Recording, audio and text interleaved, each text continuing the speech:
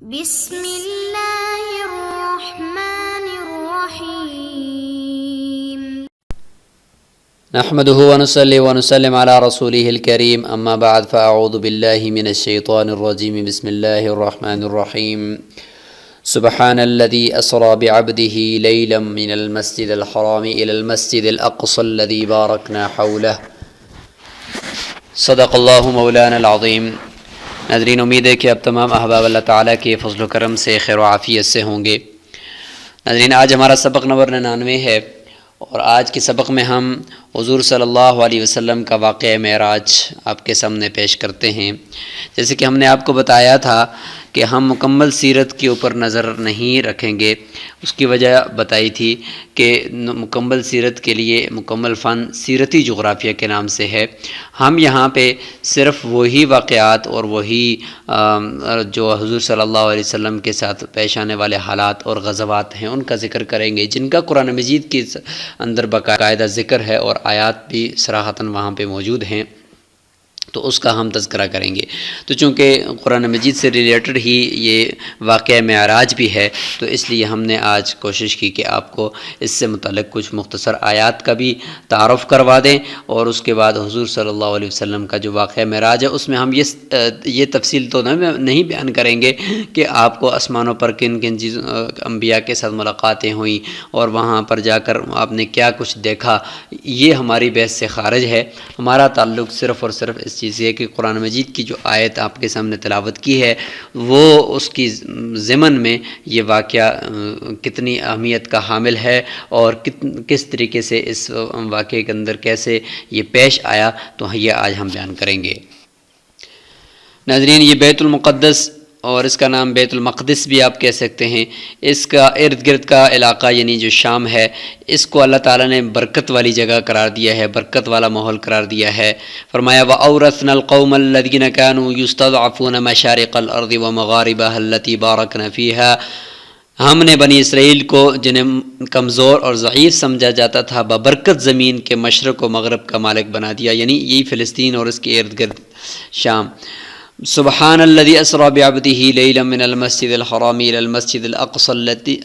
الذي باركنا حوله، کہ پاک ہے وہ ذات جس نے اپنے بندے کو رات کے کچھ حصے میں مسجد حرام سے مسجد اقصی تک سیر کرائی، جس کے ماحول کو ہم نے ببرکت بنا دیا ہے۔ ماحول یعنی فلسطین اور اس کے ارد گرد کا علاقہ شام کا، تو یہ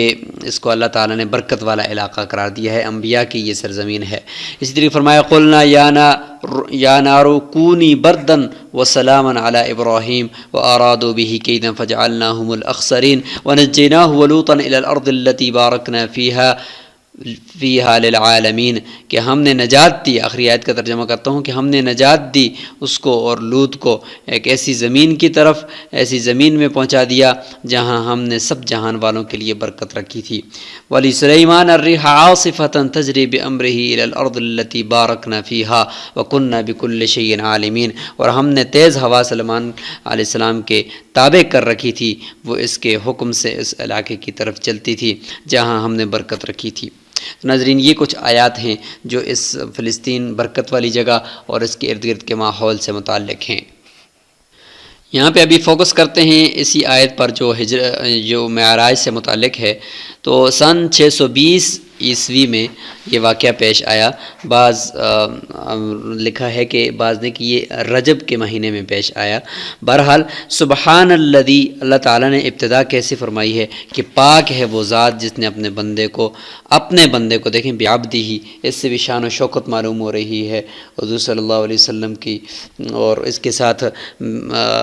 سبحان الذی، اللہ تعالیٰ نے کس طریقے سے، یعنی چونکہ یہ واقعہ ہی ایسا انوکھا واقعہ تھا کہ اس کا انکار کرنے والے بھی بہت سارے پھر پیدا ہوئے،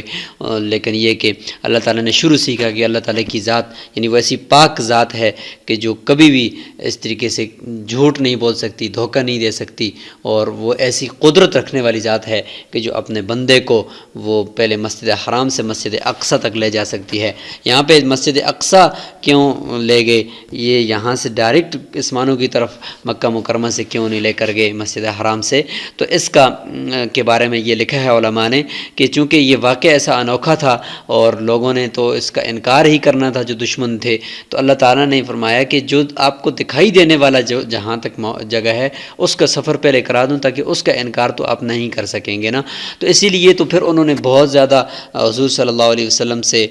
کو تنگ بھی کیا کہ بھئی ہم نہیں مانتے کہ آپ راتوں رات فلسطین سے پہنچ گئے، فلسطین سے پھر آسمان بھی پہنچ گئے اور سب ساتوں آسمان کی سیر کر کے بھی آگے، یہ ہم نہیں مانتے۔ تو لہٰذا انہوں نے نشانیاں بھی پوچھتے تھے کہ ہمارا جو قافلہ آ رہا ہے وہ ہمارا قافلہ کہاں پر ہے، اسی طریقے سے وہ کہاں سے آ رہا ہے، کب پہنچے گا، اس کے آگے کتنے اونٹ ہیں۔ کبھی وہ پوچھ رہے ہیں کہ بھئی آپ گئے تھے بیت المقدس کے اندر تو بیت المقدس کی کھڑکیاں کتنی ہیں، دروازے کتنے ہیں۔ اب یہ دیکھیں اس طرح کے یہ سوالات کرتے تھے، مطلب ان کا یہی تھا کہ جھٹلانا مقصود تھا کہ یہ واقعہ صحیح نہیں ہے۔ تو یہی تھی بیت المقدس کے واسطے سے اللہ تعالیٰ نے جو ہجرت یعنی یہ جو اللہ تعالیٰ نے معراج کا واقعہ فرمایا اور وہاں سے ہجرت کی، مطلب پہلے وہاں پہنچے فلسطین کے اندر اور پھر فلسطین سے آسمانوں کی طرف چلے گئے، تو اس کے اندر یہ حکمت پوشیدہ ہے۔ تو ناظرین یہ ایک ایسی بابرکت جگہ ہے بیت المقدس فلسطین کہ جہاں پر سب سے پہلے حضرت ابراہیم علیہ السلام اور حضرت لوط علیہ السلام نے اس فلسطین کی طرف ہجرت کی، اور اس کے تقریباً 600 سال کے بعد اللہ تعالیٰ نے بنی اسرائیل کو یہاں پہ لا کر آباد کیا۔ اس کے 300 سال بعد حضرت داؤد اور حضرت سلمان علیہ السلام کو یہاں نبوت عطا کی گئی۔ پھر اس کے 300 سال کئی سال کے بعد تقریباً 620 عیسوی کے اندر اللہ تعالیٰ نے حضور صلی اللہ علیہ وسلم کو جبریل کی معیت میں اس پاک سرزمین کی طرف بھیجا، اور انہوں نے یہاں پہ پہلے ہجرت کر کے پہنچے۔ اس کے بعد پھر وہاں سے اللہ تعالیٰ نے معراج کروایا۔ تو ناظرین یہ ارض مقدس جس کے بارے میں بیت المقدس بھی اس کو کہا جاتا ہے، اور یہ جو یہاں پہ درمیان میں جو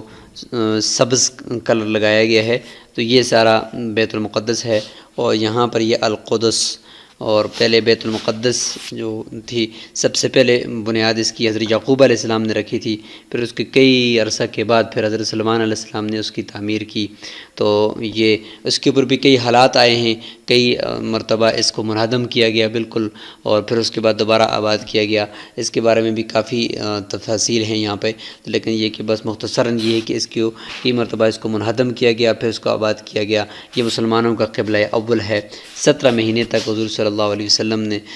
نے بھی اس کی طرف منہ کر کے نماز پڑھی ہے۔ یہاں پہ دیکھیں یہ وہ راستہ ہے کہ مکہ مکرمہ سے حضور صلی اللہ علیہ وسلم یہاں سے چلے ہیں راتوں رات۔ پہلے جو معراج ہوئی ہے جس میں 15ویں پارے کی پہلی آیت ہے سبحان الذی اسری بعبدہ لیلا من المسجد الحرام، تو یہ یہاں سے مکہ مکرمہ سے گئے ہیں۔ یہ جو تیر کا نشان آپ دیکھ رہے ہیں یہ القدس یعنی بیت المقدس کے پاس یہ وہاں پہ پہنچے ہیں، اور پھر وہاں سے اللہ تعالیٰ کے حکم سے حضرت جبریل علیہ السلام کی معیت میں آسمانوں کی طرف سیر کی، اور اللہ تعالیٰ نے آسمانوں کی طرف بلا دیا۔ تو یہ ہے پورا علاقہ یہ فلسطین کا، اور یہاں پہ اس کو دیکھ سکتے ہیں آپ۔ تو یہ ہے مسلمانوں کا قبلہ اول بیت المقدس، اور یہ اس کی کچھ تصاویر ہیں یہاں پہ۔ یہ اس کا جو گنبد ہے اس کی اندرونی تصویر ہے،